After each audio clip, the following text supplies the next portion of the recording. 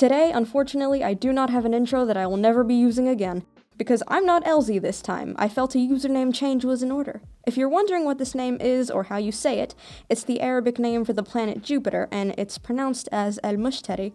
So I guess I'm not Elsie anymore. I don't know, we can sort out the nicknames later. Children's shows when I was a kid weren't amazing, but they were so much better than whatever parents are letting raise their children these days. Back in my day, we had things like the Doodle Bops and like Barney. I don't remember other examples. While those did have good messages for kids about sharing and like tidying up and whatever children do, they didn't and probably still don't take into account other things that kids go through, like being unable to make friends or being made fun of for mannerisms or how they talk, or kids having a hard time adjusting to changes in their routines or lives. So I thought instead of a rewrite, I'd make a write. Well, not really, I'm just giving like a premise here.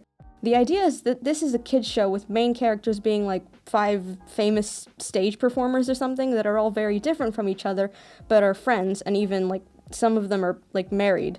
That basically teaches kids how to accept different boundaries and how to cope healthily with their issues. Side note, as I drew these, I realized I only had ideas for sight, smell, and taste, so this is basically just the 3 senses.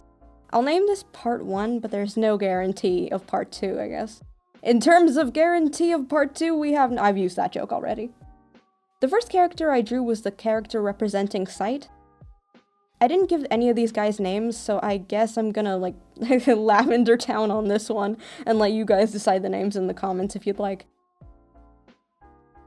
The idea for each sense was that they all lacked or had a hard time with a different sense than the one they represent. So this person might represent sight, but they really dislike being touched or touching things. And episodes around them could center around physical boundaries and personal space.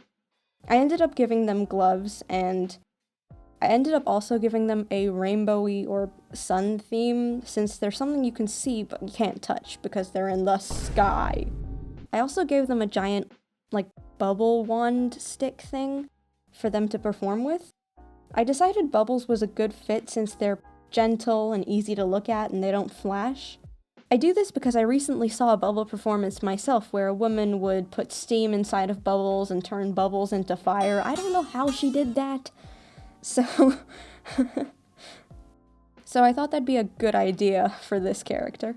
I wanted to give them sort of a pastel color palette that'd be easy on the eyes, because a lot of children's shows have these really outlandish and horrible color schemes that don't match together, so I wanted something that's easier for kids to look at.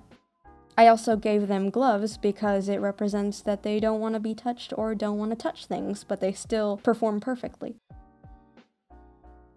At this point I had to do the bubbles, and that was...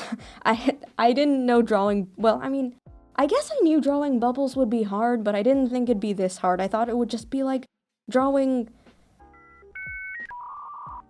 I can't think of anything easy to draw. But I ended up having to look up bubble references to draw this. I mean, thankfully there were a lot of, naturally there were a lot of bubble references. Bubbles have existed for a long time, I don't know if you know. In the end, I think I could have done better, but for a one-off, it's a cute design. The next ones I had the ideas for were the smell and taste people. And because those two come together in food, I made them partners. I also made the smell guy really lanky, and he ended up reminding me of Luigi, which is great. For some people, for a certain person, you know who you are. I also gave the smell and taste people, like, matching lemon ears, because, you know, lemons both taste strongly and they also smell strongly, so it would make sense that they'd have both, and they're also partners, so I'm sat here trying to justify a lemon to a microphone right now. Don't let anyone tell you that you need to justify your lemons to them. Your lemons are valid.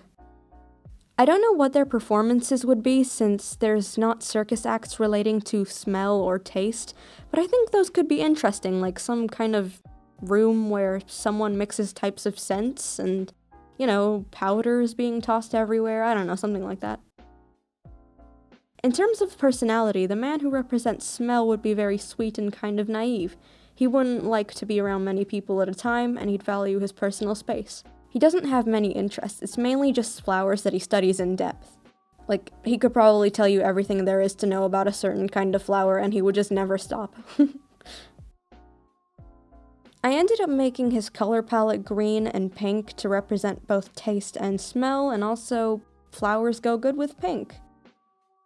Or just flowers are pink sometimes, you know, 'cause life. I also gave him the green and pink color palette because I was eventually gonna make the, taste guy's color pink. So it would make sense that these two each have some sort of part of each other on top of them aside from the lemon piece. As for the taste guy, he'd be very social and extroverted, but also hard to read. I imagine he'd also have trouble telling when people are joking, which could come into some kind of episodes on this, like, hypothetical kids show about tone and context.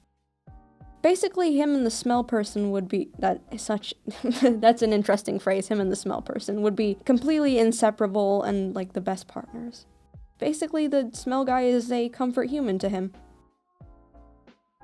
I gave him an orangish pink color palette because orange is the color that most foods, at least savory foods, are, and that most companies use in their marketing of food. It apparently makes you hungry.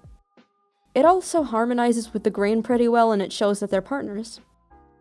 I didn't know where to put green on his color palette, so I just left it in the eyes, so it wouldn't be too overwhelming, and that he wouldn't look like a tomato. So here's these two together. I think they'd be the most adorable out of the 5 senses. Their friendship is just super precious to me. They were the ones I thought of first anyways. So this was my first semi-unscripted video, basically. It's probably really short because I still don't know how to format these things. I'm still figuring it out, so please bear with me. I'm still working on other rewrites, but those take very long because I want them to be high quality. This video isn't as high effort as things like part 1 of my FNAF Security Breach rewrite or the Raya and the Last Dragon rewrite I want to do. Those take very long, but they end up being higher quality than videos like this. Side note, I received so many wonderful comments on my last video, so thank you all for that. I appreciate you so much. Thank you all for watching. If you like this, then you're cool, and I'm building 3 statues in your honor this time. And if you didn't, then